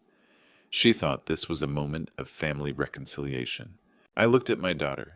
She looked polished and confident at the peak of her success, surrounded by investors, press, and hundreds of witnesses, ready to celebrate a project built on my stolen land and stolen money. She had no idea what was about to happen. "Thank you, Margo," I said into the microphone. My voice was steady, calm, and cold. "I actually do have a few words to say." I stood on that stage, looking out over those 400 faces. Behind me, on the massive display screen, Gerald already had the first slide ready to go. This was the moment. 8 weeks of gathering evidence, building a rock-solid legal case, and preparing for this exact second. I had 3 distinct pieces of proof to lay out, and every single one was going to change everything. "Thank you for giving me the floor, Margo," I said, my voice echoing clearly across the tent. "And thank you all for coming out today." I paused, letting my eyes sweep across the audience. The investors in the front, the contractors in the middle, the press crew aiming their cameras at the stage, and the Kingsley family sitting right up front. Evelyn's face was already set in a tight, impatient expression, while Trevor kept scrolling on his phone, clearly bored. 8 weeks ago, I underwent major open-heart surgery, a triple bypass. I spent 8 hours on an operating table. A sympathetic murmur swept through the crowd. I saw people nodding, their expressions softening. They understood a medical crisis. While I was in that operating room, while surgeons were repairing my heart, something happened to Brookfield Farms, a property I'd owned for 30 years. Beside me, Margot's smile began to falter. I watched it happen almost in slow motion, that smug confidence cracking as she realized something was off. "It was sold for $1.2 million. The murmurs grew louder. People began exchanging confused looks. Harrison Cole leaned forward in his seat, his investor instincts clearly on high alert. This wasn't the uplifting celebration speech anyone had expected. Behind us, the big screen lit up. Gerald had spent hours perfecting the presentation, creating a side-by-side comparison that was impossible to ignore or misunderstand. On the left was my official hospital timeline from Stonebridge Regional Medical Center. Surgery start 9 a.m. Surgery end 5:30 p.m. Date April 3rd, 2024. On the right was a copy of the power of attorney document. Notary timestamp 2:15 p.m. April 3rd, 2024.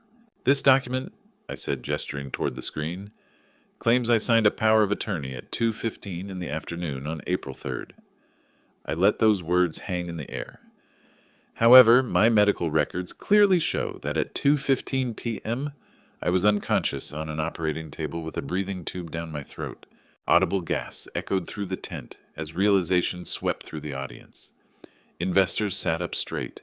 The press refocused their camera lenses, and even Trevor looked up from his phone, his bored expression instantly shifting to intense focus. Gerald switched to the next slide. ICU security footage timestamped at 2:15 p.m. on April 3rd, showing me lying completely still in a hospital bed. An anesthesia mask covered my face, with tubes and wires running to the life support machines around me. I was physically incapable of signing anything, I continued, keeping my voice steady. I couldn't hold a pen. I couldn't even breathe on my own. The color drained entirely from Margot's face. She stood frozen beside me, her mouth opening and closing without making a sound.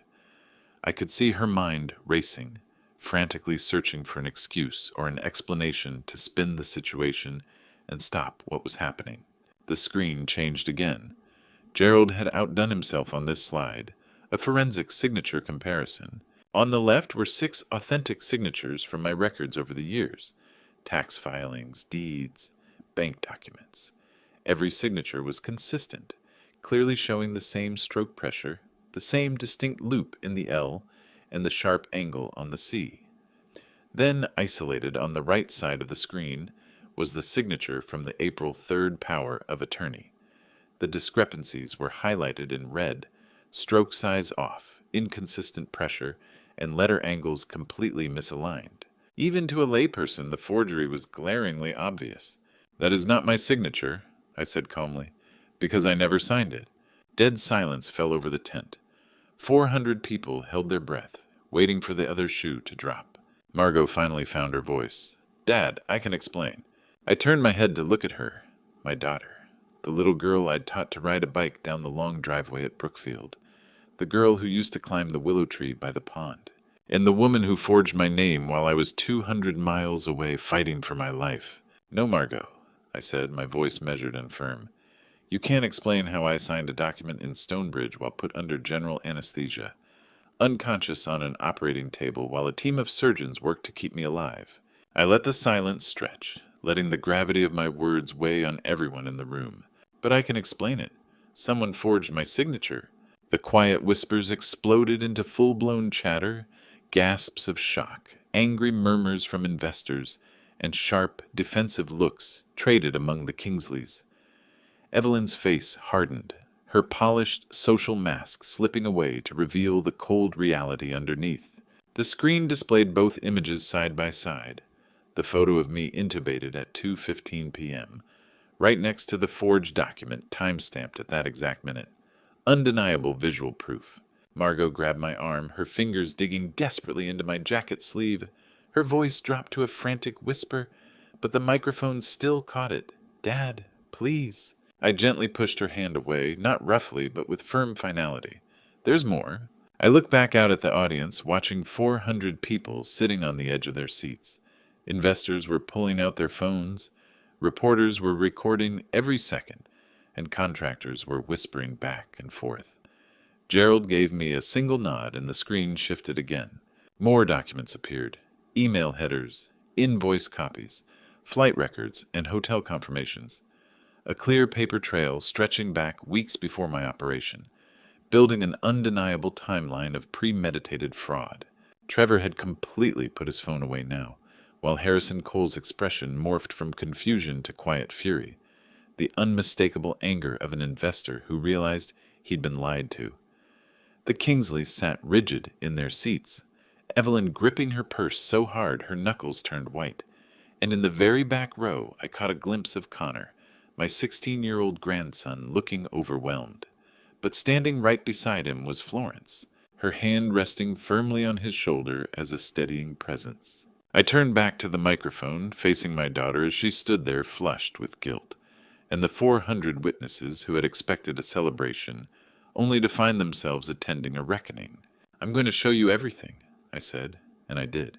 I walked them through the emails line by line, the records Connor spent 8 weeks gathering off his mother's computer while she was sleeping, the financial ledgers and bank statements Patrick Doyle compiled, and the airtight legal case Gerald assembled.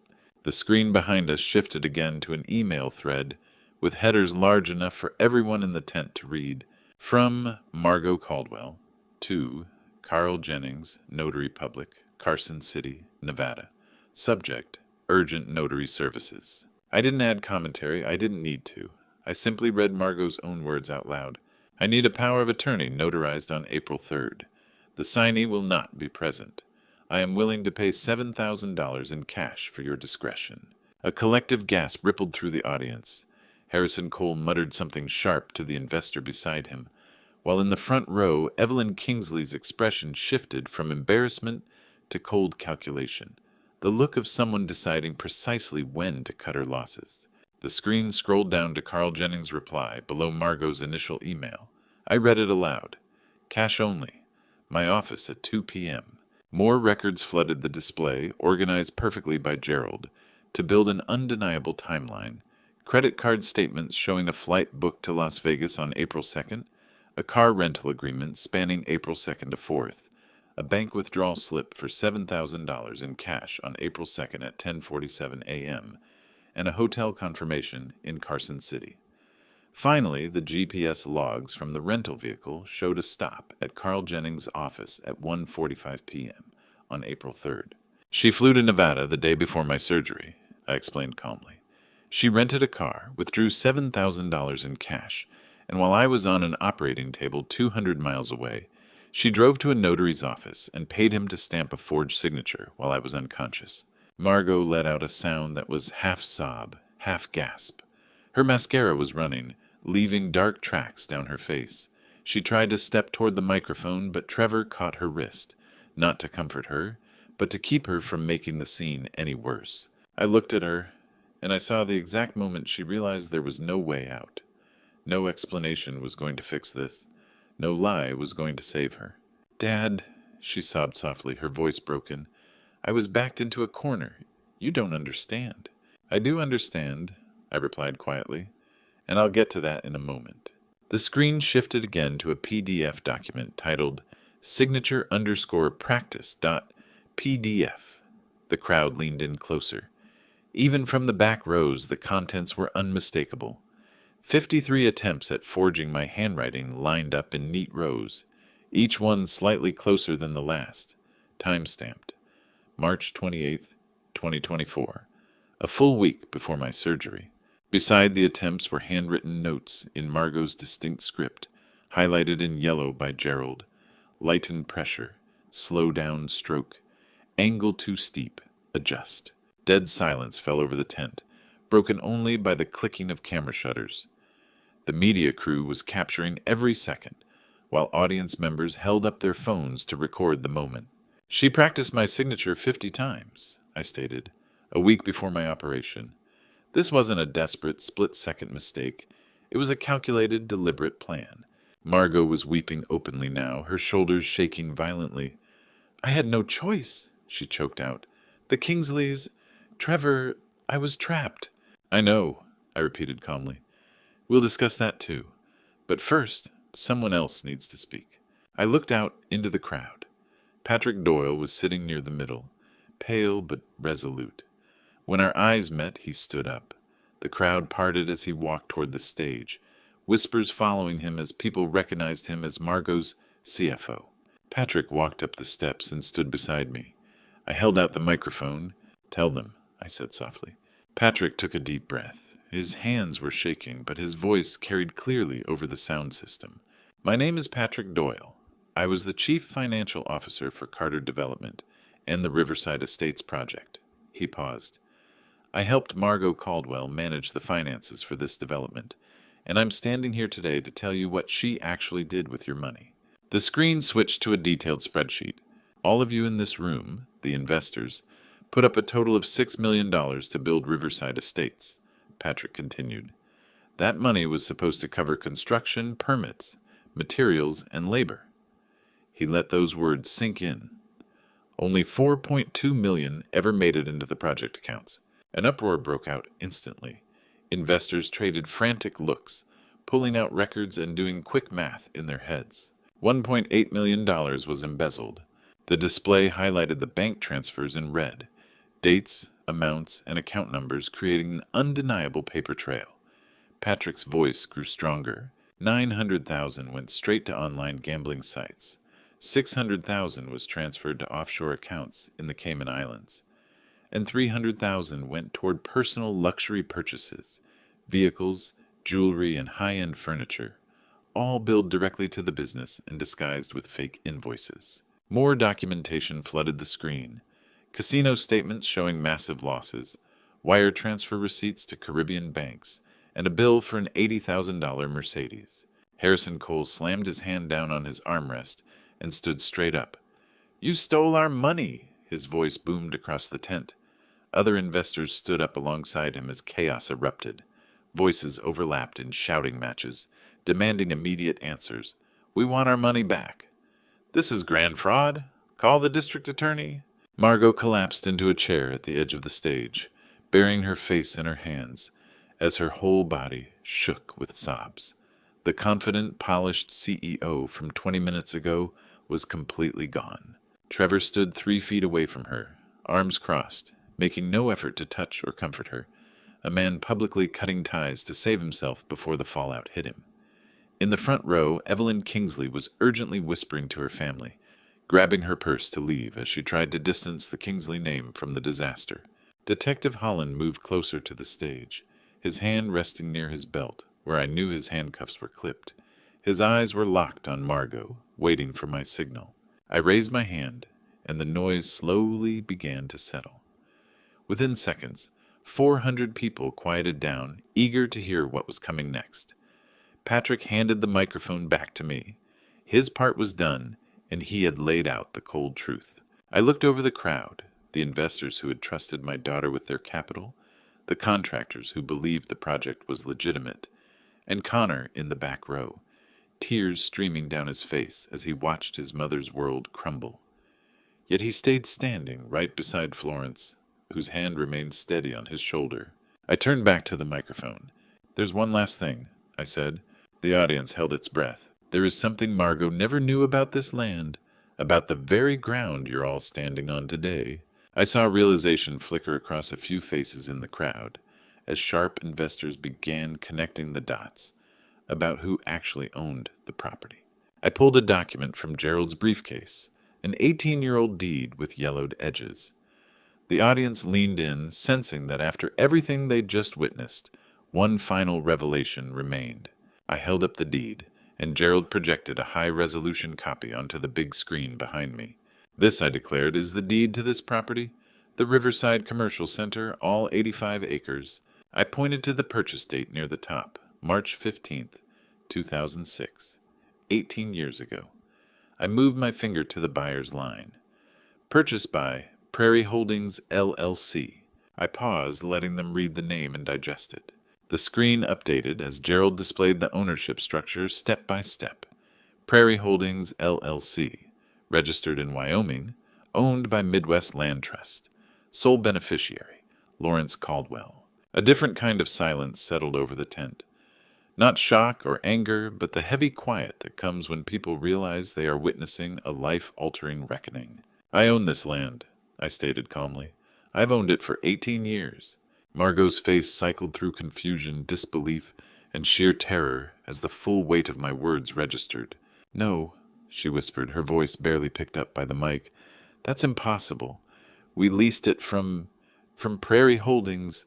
"Let me finish that thought for you," I said softly. "Prairie Holdings is me, Margo. It has been all along." I watched her process the truth, watching her mind trace back through 3 years of rent payments, 3 years of building permits, and 3 years of believing she was creating something entirely her own. The screen shifted to a copy of the lease agreement from 3 years prior, highlighting the signatures at the bottom. Landlord, Prairie Holdings, LLC, by Norman Hayes, Property Manager. Tenant, Carter Development Corp., by Margo Caldwell, CEO. The terms were spelled out clearly. Annual rent, $120,000. Term, 3 years. "You've been paying me rent for 3 years," I said. $120,000 a year, totaling $360,000. Bank records flashed on the screen showing Carter Development's quarterly payments to Prairie Holdings, every single one made on time, every single one documented. "You built your dream project on land you leased from me, completely unaware." I let the truth settle over the room, letting the audience absorb the brutal irony of it all. Every single month, you were writing rent checks to the father whose farm you stole. Margo shook her head, backing away as she looked around for an escape route. But there was nowhere to run. Trevor stood 5 feet away with his arms crossed, making no move to help her, while Evelyn Kingsley adjusted her purse and turned for the exit, her face set in cold calculation as she cut her losses. "There was one more clause in that lease you should have read before signing," I said into the microphone, my voice steady. "Section 24. Behind me," Gerald brought up the text, highlighting it in bright yellow, so every person in that tent could read it word for word. I read it out loud, slowly, making sure every syllable landed. "If the tenant engages in fraudulent activity, criminal acts, or a material breach of good faith against the property owner, the lease shall instantly be deemed null and void. All improvements, structures, and ongoing developments shall immediately revert to the property owner as sole property, without compensation of any kind." The silence in that tent became absolute. Even the camera operators stopped moving. Nobody breathed. I gestured to the sprawling site around us, the paved access roads, the installed water and power lines, the sewer hookups, and the framed model homes standing in various stages of completion. "These roads," I said, "that infrastructure, those model homes, the $8 million poured into this site, funded by the very investors who trusted you, along with the money you siphoned off and stole." I looked right at Margo, my daughter, the little girl I used to carry on my shoulders, The girl who learned to ride a bike on the gravel drive at Brookfield. The girl who helped me scatter her mother's ashes under the weeping willow. And the woman who forged my name on an operating table to steal my life's work. Margo, you triggered that clause, I said, my tone flat, unhurried and devoid of malice. It's all mine now, every single square foot. You signed it over yourself. Margot's knees simply gave out. She collapsed onto the stage, burying her face in her hands. The sound that came out of her was somewhere between a sob and a wail, the sound of someone watching their entire illusion crumble into dust. Everything you built here, I said softly, your flagship project, your dream, your grand attempt to prove your worth to the Kingsleys, it all belongs to me now, because you built it on stolen land with stolen money. Not a single soul in that 400-person crowd moved. Investors were rapidly calculating their losses. Contractors were wondering if their invoices would ever get paid. The press crew recorded every second of a high-profile downfall. Trevor took another step back, his face carefully blank, likely already speed-dialing his attorney to initiate divorce proceedings before the scandal dragged his name into the mud. In the front row, Evelyn Kingsley stood up. She didn't look at Margo once. She simply gathered the rest of her family and headed for the exit, already scrubbing the Kingsley name clean of the disaster. In the very back row, Connor was crying. I could see him standing beside Florence, tears trailing down his face as he watched his mother collapse. Florence kept a steadying hand on his shoulder, keeping him grounded in the hard choice he'd made, to stand for the truth, even when it cost everything. I looked down at Margo, still sobbing on the floorboards. For a fraction of a second, a quiet impulse rose up inside me, a desire to reach down, help her up, and tell her everything was going to be all right. But it wasn't going to be all right. She had to face the reality of what she'd done.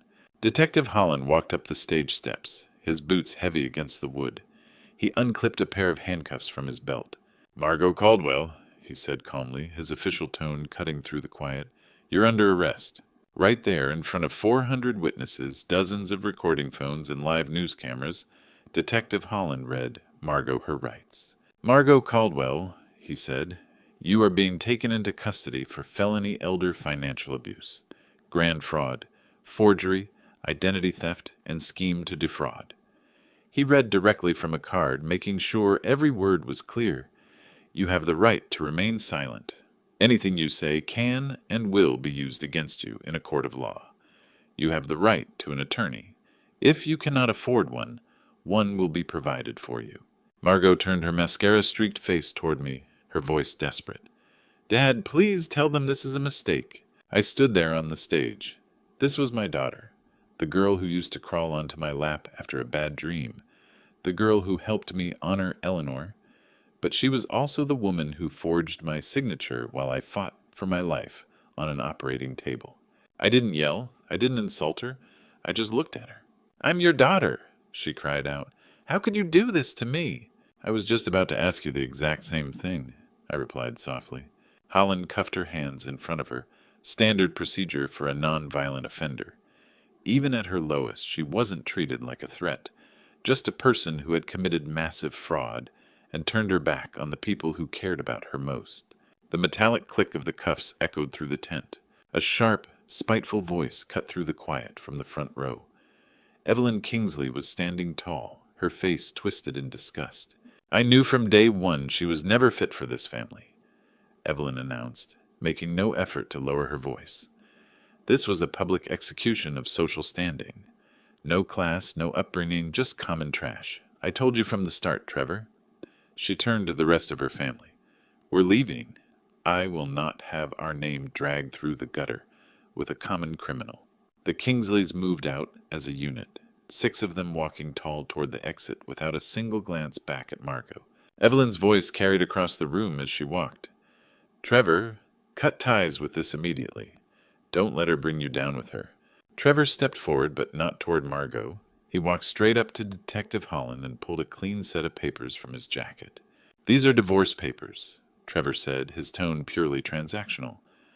"I had no knowledge of her illegal activities, and my legal team will verify that I am an injured party here." He handed the papers to a uniformed officer standing nearby. "Make sure she gets served." "Trevor, you can't do this," Margo sobbed. "We've been married for 10 years. Trevor finally looked at her, his face completely cold. "The prenuptial agreement is crystal clear, Margo. Criminal activity voids all spousal claims. You get nothing from me and nothing from my family." He adjusted his lapel. "My attorney will reach out regarding custody arrangements. Connor will be staying with me. Obviously, a federal facility isn't an appropriate environment for raising a child." He turned on his heel and walked down the steps, passing through the crowd without looking back once. A 10-year marriage dissolved in 90 seconds. A cold, calculated business decision. Margo watched him go, and I saw the final illusion shatter in her eyes. She realized she was entirely on her own. Trevor had never been a partner, just another person using her for what she could bring to the table. She scanned the crowd desperately, looking for anyone to speak up for her, anyone to say this was going too far. Her eyes finally landed on Connor in the back row. Tears streamed down my grandson's 16-year-old face. He was trembling from head to toe. "Connor, please tell your grandfather to stop," Margo called out, her voice rasping. "I'm your mother. Tell him." Connor froze. His mouth opened, then closed. He couldn't speak. Florence's grip on his shoulder tightened, keeping him steady. I watched my grandson's face twist with the heavy burden of choosing truth over a mother who had lost her way. Unable to watch any longer, he turned away, burying his face against Florence's shoulder as his frame shook with quiet sobs. "Even my own son," Margo whispered, her knees weakening again. Holland caught her by the elbow, keeping her upright with professional care. "Ms. Caldwell," he said quietly, "we need to go." He guided her down the stage steps and through the central aisle toward the parking lot, where the patrol cars were waiting. The crowd parted naturally, 400 people stepping back to create a clear corridor. Not a single person stepped forward to stop it. Not one person raised a voice in her defense. The murmurs followed her all the way out. Stole from her own father while he was in heart surgery. Forged his name while he was under. Even her own kid couldn't stand by her. Flashbulbs went off like lightning as the press crew documented every step. Investors, contractors, and local officials watched the total collapse of the woman they had trusted with millions. Out near the parking lot, Harrison Cole was already on the phone with his legal team, surrounded by other frantic investors demanding answers on how to recover their funds. The Kingsleys were already in their vehicles, dialing publicists to scrub Margo's name from their family history. Trevor was halfway across the lot with a phone pressed to his ear, finalizing his divorce strategy, and Margo walked through all of it in handcuffs, her face ruined by running mascara, escorted away by a detective just doing his job. I stood on that stage and watched her go, waiting for the satisfaction that justice is supposed to bring. The feeling of relief that comes when someone is finally held accountable. It never came. There was only an empty, hollow ache, the weight of watching your own daughter face the consequences of her choices. Connor walked up beside me, his eyes red and swollen. Florence stood right behind him, her hand still resting on his shoulder. "Did I do the right thing, Grandpa?" he asked, his voice barely audible. "Please tell me I did the right thing." I wrapped an arm around his shoulders and pulled him in close. "Yes, son," I said softly, "you did the right thing." But as I said it, feeling Connor tremble against my side, I wondered if any of us would ever feel completely whole again. The trial stretched on for 3 months, though I didn't set foot in the courtroom once. Connor went a single time, and when he came home, he didn't speak for hours. I knew the outcome long before it ended. Gerald had explained it clearly.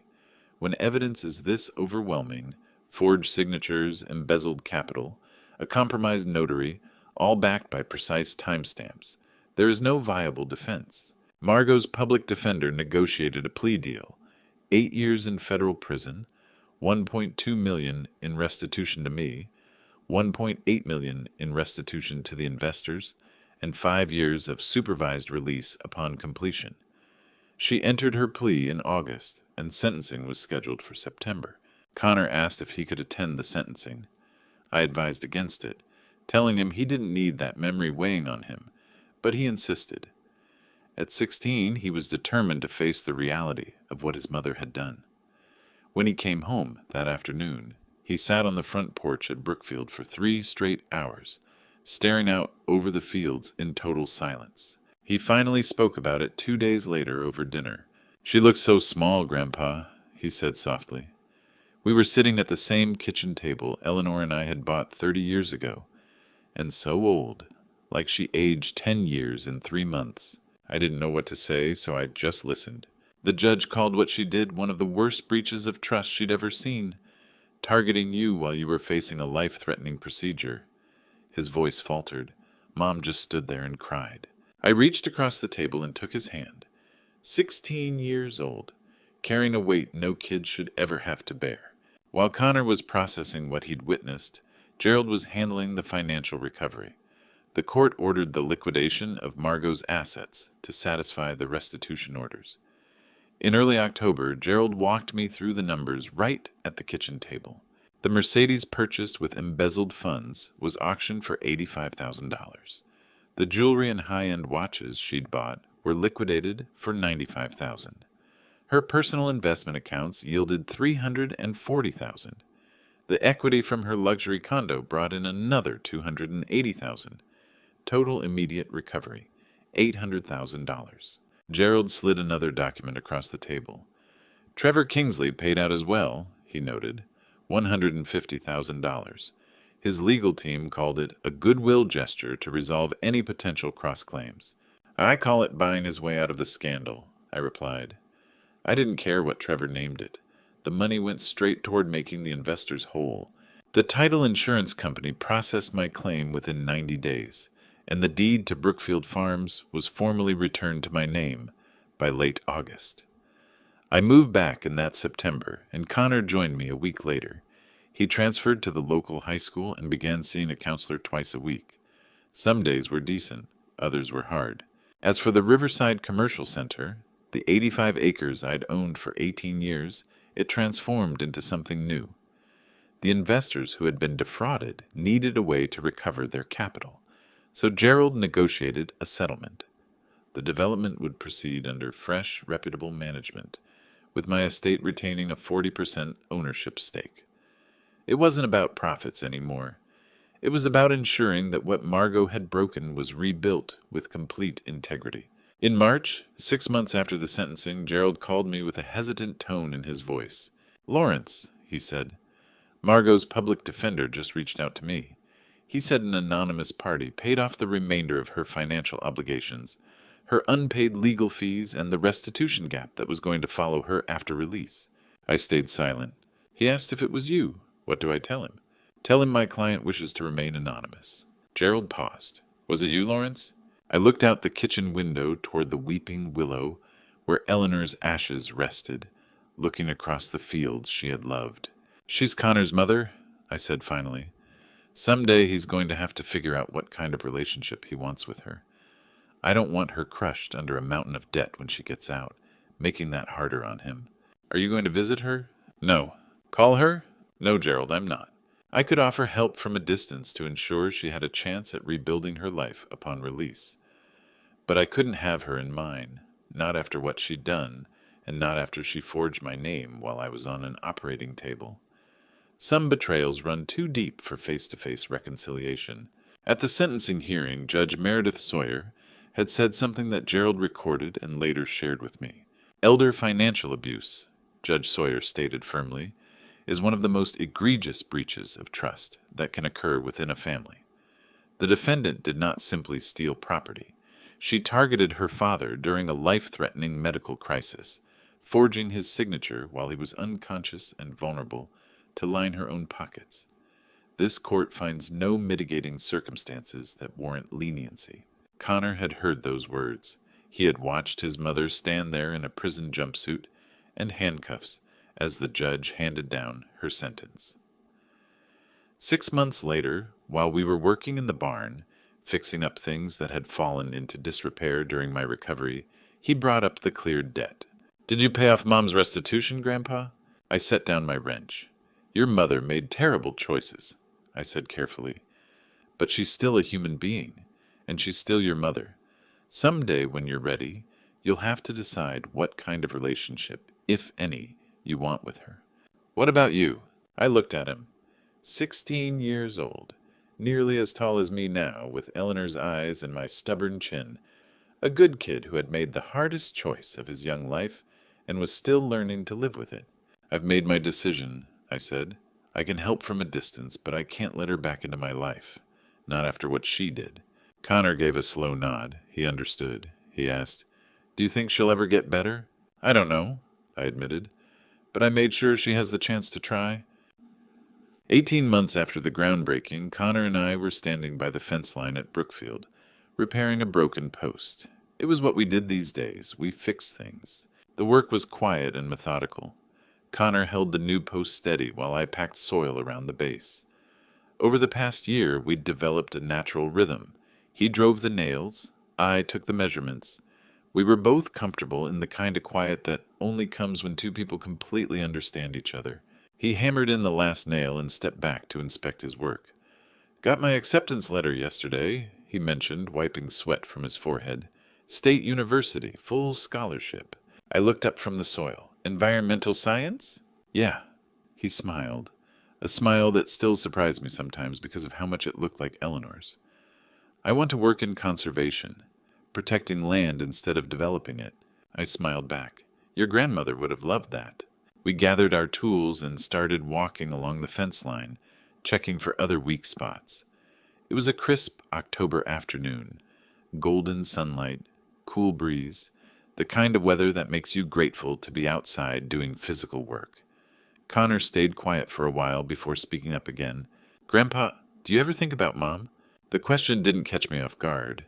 He asked different variations of it every few months, trying to figure out how to process his feelings toward the woman who had raised him and betrayed us both. "Every day," I answered honestly. "Do you hate her?" I stopped walking, set down the toolbox, and looked out over the fields Eleanor and I had worked for 30 years, the land Margo had tried to steal, and the land that now represented Connor's future. "No," I said finally. "I'm disappointed, and my heart is broken, but I don't hate her. She's still my daughter, and nothing changes that." Connor nodded slowly, taking it in. "Do you think she learned anything?" "I hope so, Connor, for her own sake." He picked up a small stone and tossed it toward the tree line. "Do you think I'll ever see her again?" I placed a hand on his shoulder. "That's entirely your choice, when you're ready. Maybe not today, maybe not this year, but someday the door can be open if you want it to be. Just remember, whatever you choose, I'm behind you." "She wrote me a letter last month," he said softly as we turned back toward the farmhouse. "First one in a year. Did you read it?" "Yeah." She apologized, said the therapy in there is helping and that she finally understands what she did to you and to us. He kicked at a tuft of grass. "She asked if I'd come visit. Do you want to?" "Not yet. Maybe in a year, after I get settled at college. Maybe then." I nodded. "That makes sense." "She asked about you too. Wanted to know if you were doing okay. What should I tell her?" "Tell her you're doing great," I said. "Better than great. Tell her we both are." We reached the farmhouse and stopped on the porch. The sun was dipping below the horizon, painting the sky in deep oranges and golds. It had been Eleanor's favorite time of day. "Do you think Grandma would be proud of us?" Connor asked. I pulled out my wallet and retrieved the worn photo of 22-year-old Eleanor standing right in front of this very farmhouse. I handed it to Connor. "Your grandmother was the strongest person I ever knew," I told him. "She'd be proud of you for making the hard choice and standing up for what was right, even when it cost you." "What about you?" I let out a soft laugh. "She'd say I finally learned how to set a boundary. Only took me 62 years. Connor laughed, a genuine easy laugh that felt lighter than anything I'd heard from him in months. We sat down on the porch steps together to watch the sunset. "Oh, people sometimes ask if I regret how things played out, or if I wish I'd handled it differently. The answer is complicated. I don't regret holding Margo accountable. She needed to face the consequences of her actions. Forging my name while I was on an operating table, stealing my farm and embezzling millions from investors weren't accidental mistakes. They were calculated choices. But I do regret that things ever reached that point. I regret that she felt so cornered, desperate and broken that she chose to hurt her own family. I regret that the marriage she entered with hope turned into a trap, and that the Kingsleys tore down her self-worth until she felt worthless without money and status. I couldn't fix her. I learned that I couldn't save her from herself or the fallout of her choices. But I could protect Connor. I could give him a stable home and teach him that love doesn't mean accepting the unacceptable. You can care about someone while still holding them accountable. Because boundaries aren't cruel, they're necessary. Love requires boundaries, and love requires truth. Eleanor understood that. In the final months before she passed, she tried to teach me that enabling Margo wasn't helping her, and shielding her from consequences only taught her that bad actions carried no price. Connor learned that lesson too, that standing up for the truth, even when it hurts, is always better than maintaining a lie. And as for me, I'm learning that it's okay to let go. I'm learning that you can love someone without keeping them in your daily life, and that you can hope for their healing without making yourself responsible for it. "What are you thinking about?" Connor asked, bringing me back to the present. "Thinking your grandmother was right," I said softly. "Building things that last isn't just about bridges or farms. It's about character, integrity, knowing when to hold on and knowing when to let go. Have you let go of Mom?" I thought about the quiet payments made to clear her debt so she wouldn't be overwhelmed upon her release. I thought about the late nights wondering if she was okay, and the gap between the daughter I remembered and the woman she had become. "I've let go of the person I thought she was," I said slowly, "and the person I wished she would be. But I haven't let go of the hope that someday she becomes the person she's capable of being." "Is that enough?" "It has to be." The sun hit the horizon and darkness settled over the fields. Tomorrow we'd wake up early, head back out, repair more fencing, and tend to the land, continuing to build things that last. "You know what the hardest part is?" I added. Connor looked over at me. "Knowing that accountability and love can exist at the same time," I said. "Holding someone responsible doesn't mean you stop caring. Consequences aren't revenge." I stood up and held out a hand to pull Connor up. "Your mother made choices that hurt a lot of people, and she's paying for those choices now. But when she serves her time, she'll have a chance to build something new. When that day comes, you get to decide what role she plays in your life. And you?" "I've made my peace," I told him. "I can support her from a distance, but my place is right here." Connor nodded. He understood. The sun set completely over Brookfield Farms. Connor and I sat in the quiet dusk as night fell around us. Tomorrow we'd wake up and start fresh, fixing fences, working the land, and building things that last. Not just structures, but character, integrity, and a life worth living. That was the legacy Eleanor wanted, the legacy Connor was growing into, and perhaps someday the legacy Margo might find her way back to. But that's her journey. Mine is right here with my grandson working this land, carrying the lessons learned from loving people, holding boundaries, and standing firm in the truth. And that is more than enough.